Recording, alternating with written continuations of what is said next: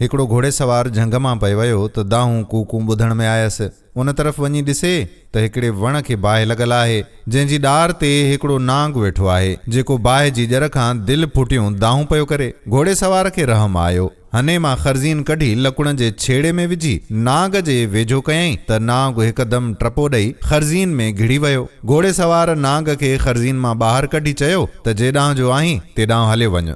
नांग हकल करे चयुसि त घर कंहिंजा पुछी, तोखे ऐं तुंहिंजे घोड़े खे जो थो पूरो करियां। तोखे ख़बर नाहे त मां इंसान जो दुश्मन आहियां ऐं तो वरी दुश्मन सां भलाई कई आहे। घोड़े सवार चयुसि त जेकॾहिं इहो साबित करे ॾेखारी त नेकीअ जो बदिलो बुराईअ में आहे त पोइ तोखे सभु कुझु मुबाह आहे। अञा इन रद कद में हुआ त उतां मेंह लांघाऊ थी, जंहिंखां नांग पुछो त चङाईअ जो बदिलो छा आहे। मेंह वराणियो त बुराई। मां जॾहिं फर ऐं खीर ॾींदी हुयसि तॾहिं मालिक ख़ुशि हो, पर जॾहिं पोढ़ी थियसि तॾहिं मूं वारी नेकी खाइसि विसरी वई ऐं हींअर कासाईअ जे हवाले कयो अथसि। छा इहो नेकीअ जो बदिलो बुराईअ में न आहे? नांग करू खणी ख़ुशीअ विचां सवार खे चयो त ॿुधाए। सवार चयुसि त का ॿी साबिती बि ॾे। पोइ नांग भरिसां बीठल वण खां पुछो त नेकीअ जो बदिलो छा आहे। वण वराणियो त बुराईअ में। जॾहिं काफ़िलनि वारा अचनि तॾहिं मुंहिंजी छांव में आसाइश कनि ऐं जॾहिं वञनि तॾहिं मुंहिंजूं टारियूं कपे उठनि खे बि खाराइनि ऐं थुलियुनि टारियुनि मां लठियूं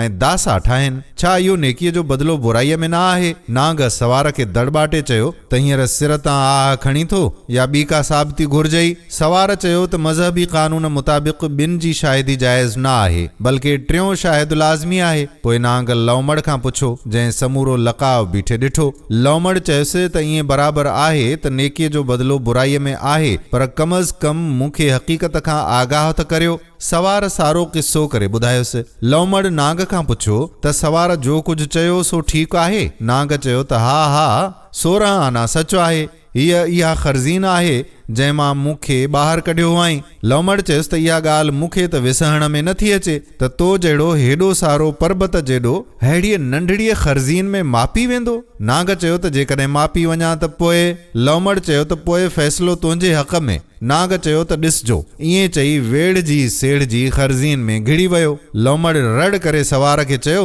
त वारो कर, खरज़ीन जो मुंहुं बंदि कर। जॾहिं बि दुश्मन वकड़ में अचे तॾहिं वझु न विञाइजे। सवार ॻाल्हि जो सुर समझी वियो ऐं हिकदम खरज़ीन जो मुंहुं बंदि करे मथे खणी ज़ोर सां ज़मीन ते सटियाईंसि। अहिड़ीअ तरह 2-4 दफ़ा हयांईंसि त नांग मरी वियो। दोस्तो, इन जो मतिलबु इहो आहे त दुश्मन खां हमेशा को कजे, छाकाणि त बुछड़े मां भलाई जी उमेद रखणु अजाई आहे। जेकॾहिं दुश्मन वझ में अचे त वारो न विञाइजे। दोस्तो, हिन कहाणीअ जे बारे में अव्हां छा पिया चओ? पंहिंजी ॻाल्हि कमेंट सेक्शन में ज़रूरु लिखिजो ऐं हिन वीडियो खे पंहिंजे दोस्तनि सां वंडो करे छॾियो। ईंदड़ वीडियो ताईं पंहिंजे मीज़बान क़ादिर बख़्श कल्होड़े खे ॾियो मोकल। अल्लाह वाही।